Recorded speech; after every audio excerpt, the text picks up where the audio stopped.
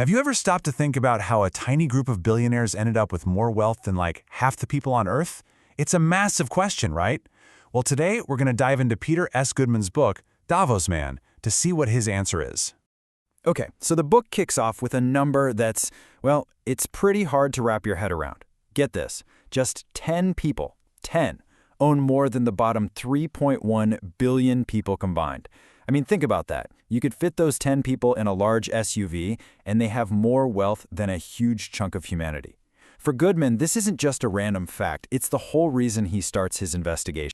So how in the world did we get here?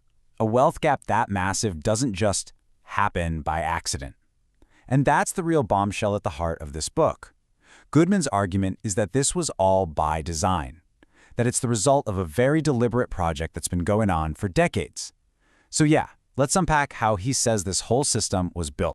All right, to really get this, we're going to follow the path Goodman lays out in the book. We'll start by looking at this world of inequality. Then we'll meet the main character of this whole story, this Davos man. After that, we'll dig into what the book calls his playbook, see the real-world consequences, and finally check out the author's big ideas for how to change things up. You see, for Goodman, this whole story isn't just about numbers and charts. Not at all. It's about power. The book's whole point is that if you really want to understand how the system works, you've got to figure out who's pulling the levers behind the curtain. And that, right there, brings us to the central figure in this whole drama. You could call him the protagonist or maybe the antagonist, depending on how you look at it. The book gives this new kind of global power player a name, and it's the name of the book itself. Okay, so who or what exactly is this Davos man? It's not just another word for a rich guy. No, the book uses this term to describe a whole new kind of global elite, a class of people who seem to operate totally above the laws of any one country. And this is really the key to the whole argument. The book paints a picture of Davos man as part of a kind of global club. Their loyalty, it's not to any country or flag. It's to the system of global finance itself, the system that makes them rich. And look, this isn't just some abstract theory. The book names names. It gets into profiles of people like Jeff Bezos, Mark Benioff, Jamie Dimon. The point isn't to say these guys are evil, but to show how, in the author's opinion, their business strategies are perfect examples of this whole Davos man mindset in action. Okay, so if these are the players, then what's their game plan? Well, a huge part of the book is spent breaking down what Goodman calls the billionaire's playbook. He describes it as this set of strategies that are all about raking in massive wealth while at the same time making sure you look like you're one of the good guys. In this quote from Mark Benioff, the CEO of Salesforce, wow, it pretty much perfectly captures that public image he's talking about. Right in the middle of a global crisis, the story becomes that CEOs are the heroes. They are stepping up to save the world, not just to make a profit. And this right here really lays out the two sides of the coin, according to the book. On one side, you have this public persona, the innovator, the philanthropist, the person making the world better.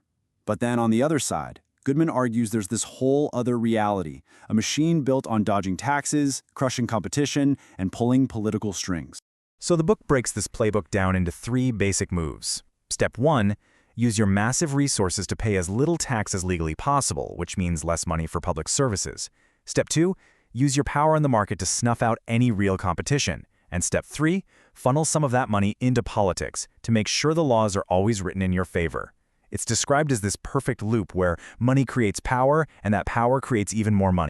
And the sheer scale of this it's just mind-blowing. The book points out that U.S. companies legally avoid something like $60 billion in taxes every single year. And remember, that's the stuff that's perfectly legal. That's not just some abstract number. That's money that could have gone to schools, hospitals, infrastructure, you name it. Okay, so what's the actual impact of all this? What's the real-world cost of this playbook?